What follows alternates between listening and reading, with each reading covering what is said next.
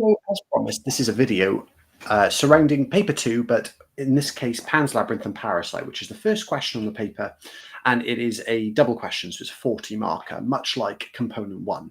So it is not a comparison, so you have to look at each film individually, and it doesn't have a specialist focus area, whereas a lot of the other films obviously have specific areas they want you to focus on.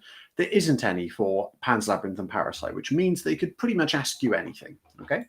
Now, context is often very relevant in the sort of things that they ask you. And to be honest, it's a good rule of thumb for film studies A level in general, is to make sure that you've got context in the background of your mind somewhere ready to bring in when you need it.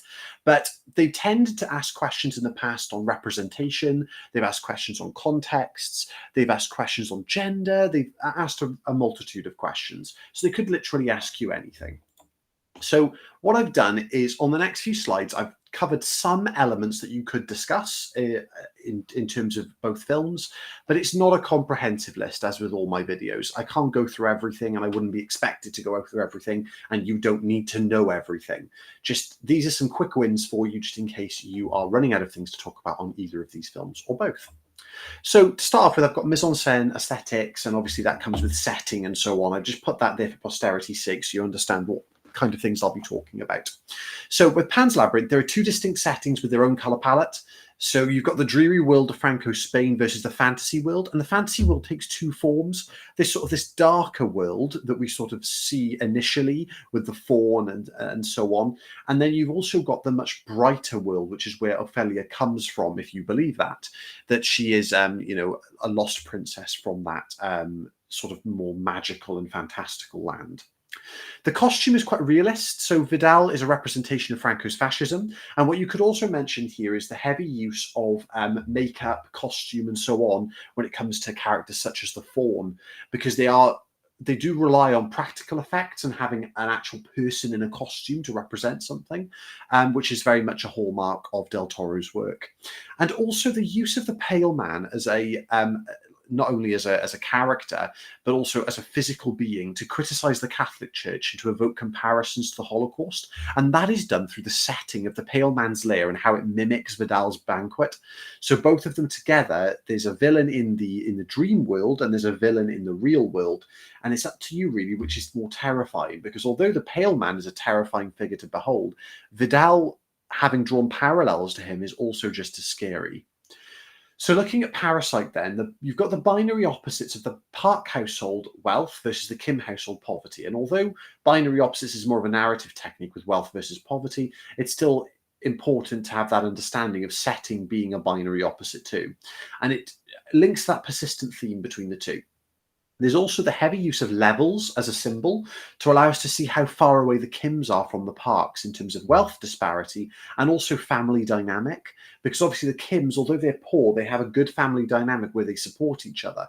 Whereas the Parks are, on the surface, they appear very connected and together, but in reality, there's no love there really. They just sort of have their wealth and exist with each other. And also other symbols and semiotics, such as the Scholar's Stone, are used to represent hope, but obviously result in it being fake or false. So it could be a commentary on the class system, and quite an important one at that, to show that there are very few ways out of that system of poverty in South Korea. Okay, cinematography and editing. So for Pan's Labyrinth, Vidal is often shot from a low angle with frequent close-ups, in comparison to Ophelia, who is shot high angle to display her vulnerability versus his dominance. So this is quite prominent in the opening sequence where we first meet Vidal, where he's looking at the watch. When we see him and Ophelia together, there's this air of intimidation about him. And we see that through the low angle shots. We're almost looking up from Ophelia's perspective and seeing how intimidating he is.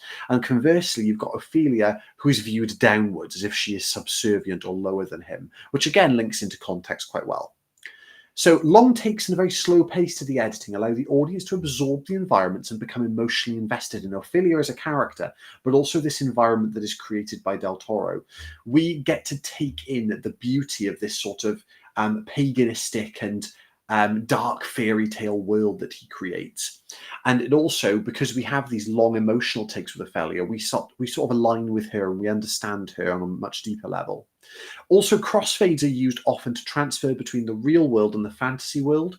as if they're happening at the same time. So we get this sort of blurring of the lines, really, as if she's living a nightmare in the real world and the dream world is her safety and her sanctuary. And be able to blend between those two things also draws parallels between the atrocities done by, say, Vidal on the surface and then the atrocities being committed by the pale man below the surface. So there are lots of parallels you can draw upon in the two different worlds. Okay, in Parasite then, the Kims, especially during the flood sequence, are shot from a distance, almost making them look diminutive like insects, almost like they are the parasites, like cockroaches fleeing back to the sewers. And that was intentional to almost show the raw poverty that occurs in South Korea and also how um, close together those two worlds are, the world of wealth and the world of poverty. Also, there's a use of clear division in shots, such as the window line, which separates rich from poor. So when Ki-woo is upstairs after he first enters the rich Park household, he looks out the window at Moon-gwang and Mrs. Park, and there's a dividing line between the two of them that the window is suggesting, showing that there is a line of division between both poor and the wealthy.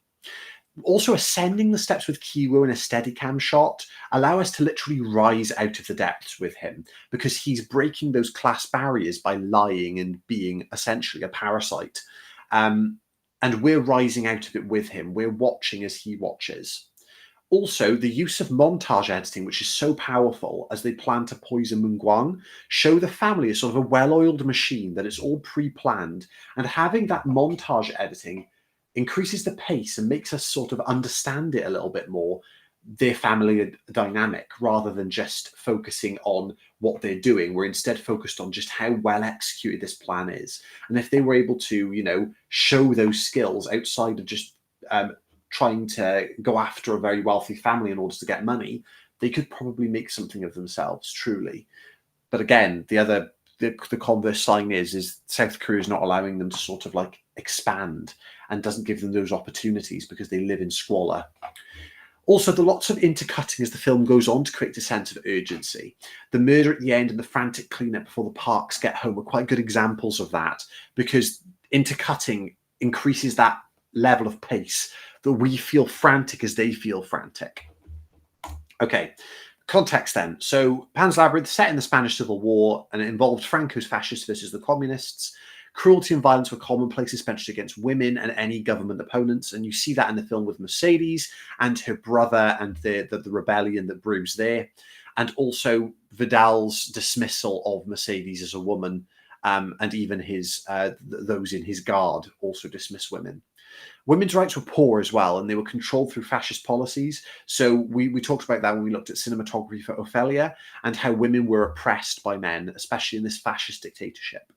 And Del Toro wanted to suggest that a lot of blame for atrocities was shared by the Catholic Church, hence why the pale man is that representation of it.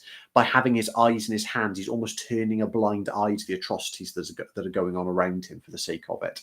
And any Catholics that are shown in the film, such as during the banquet sequence, are shown to be greedy and sort of power hungry, with very little care for those who should be cared for. Following that, we've got Parasite, with South Korea being a deeply class-based society where men are in control. They are very traditional, but have also suffered a great deal of tumult since the 1950s Korean War. So obviously, the Korean War divided North and South, and those lingering issues are still ongoing, considering there is a demilitarized zone between the two countries, and both countries are technically still at war. There is no real peace on the Korean peninsula. The basement lived in by the Kims is a leftover from the war, because they were bunkers that were used just in case of nuclear attack or attacks from North Korea. They aren't necessarily very safe or healthy to live in, and they were abandoned by the South Korean government because they were deemed inhumane. You didn't really want to live in an underground bunker. However, because of the population boom in South Korea, they were starting to be reused because they were running out of housing and running out of space, which is a massive problem because these basement flats are beneath the ground. They're almost beneath surface level, as we see in the film, which truly separates them as almost being underclass, like below the class system. You've got the divide of wealth versus poor is quite stark. So if you think of Gangnam, for example, obviously from the song, but it's a place in South Korea. It's one of the wealthiest sections of Seoul. And just down the road from it is a poverty-ridden shantytown. So you've got to think that this disparity of wealth is very much there, and it's physical. You can see it just by walking down the street. And also the use of smell, although not contextual, is this idea of a poor smell, as in being unwashed and not being able to wash and dry your clothes may give you a distinctive odor. And there's a great focus in the film on the idea of smell and how it really gets to Mr. Kim and how it becomes too much for him by the end. Also, performance. Ophelia is performed to be quite innocent and fragile. Her opening death to begin the circular aspect of the narrative allows us to see her unfortunate outcome, and all her hopeful choices at that point allow the audience to empathize with her. We align with her quite well because we see her as this innocent child who is struggling to deal with a world that dislikes her, or a world that oppresses her. And in a different vein, we've got Vidal's performance as one of power and control, as he represents the fascist dictatorship of the time. His physicality and bravado is important to the role to display the need for men to be masculine back in during the Spanish Civil War. And also his sort of immense weight that he puts on himself to live up to his father's name, which is referenced several times, gives the idea that he is living in the shadow of people. He isn't able to sort of come out of that and become his own person in a way. Not that that forgives any of his mistakes, because he makes a lot of mistakes, and he also does a lot of horrible, terrible things, which again represents the fascist dictatorship in Franco's Spain. So looking at Parasite, the Parks are performed as the wealthy but potentially disconnected family, and the Kims are unified but poor. So with the Kims, you can see this with the symbol of all the socks hanging together in the opening title shot, of them all being unified, although they are living in squalor, essentially. And the Parks, although they have that family unit and those images that we have long shots of, where we see the family unit together in a sort of perfect picture, they're disconnected. They don't really understand each other. The father doesn't love the mother. He just sort of uses her as a trophy wife. The children are disconnected from their family bonds. They're sort of overthinking things. They're paying people to raise their children rather than raising them themselves, and so on and so forth. Mr. Park and Mr. Kim are also performed as binary opposites, with Mr. Kim constantly asking if Mr. Park loves his wife. So he's attempting to gain a human perspective into their picture-perfect life, which he can never attain, because it shows just how different the two parties are. And Ki Woo is performed as hopeful but tragic. He wants to exit his life and sees his own potential, but must fall back on lies and deceit to achieve. His behaviours, as his hope starts to fail, become more and more extreme because pressure becomes piled upon him. He wants it more than anything, and the Scholar's Stone almost fools him into believing that he can achieve that, but everything goes wrong because they're going about it, I suppose, in the wrong kind of way. Now, when I show the film to my students, I always go through these key scenes. So I always think of the key scene 1 being the opening, key scene 2, the Pale Man, key scene 3, Vidal tortures Mercedes, and then key scene 4, the closing scene, to sort of round out the cyclical narrative.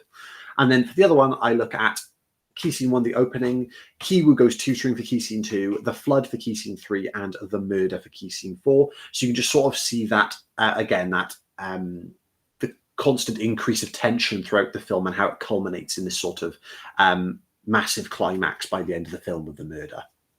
Okay, well, I hope that's been really useful for you. Again, this was, if you want the other films that are on this section, go and check out my other video. But as I've said so before, it's quite important to think about these 40 markers as an hour-long affair, sort of a 50 to 60-minute affair, okay? They could ask you anything about the film. This is the final 40 markers, everything else is 20 markers. Please try and link context to the vast majority of questions. You'll need to weave it in where it's appropriate. Names are important, but if you struggle to remember the specifics for films like Parasite, try and make it easy on yourself. You know, Mr. Kim, Mrs. Kim, etc. But names such as Ki Woo and Ki Young are quite important to the overall plot, so do try and remember those.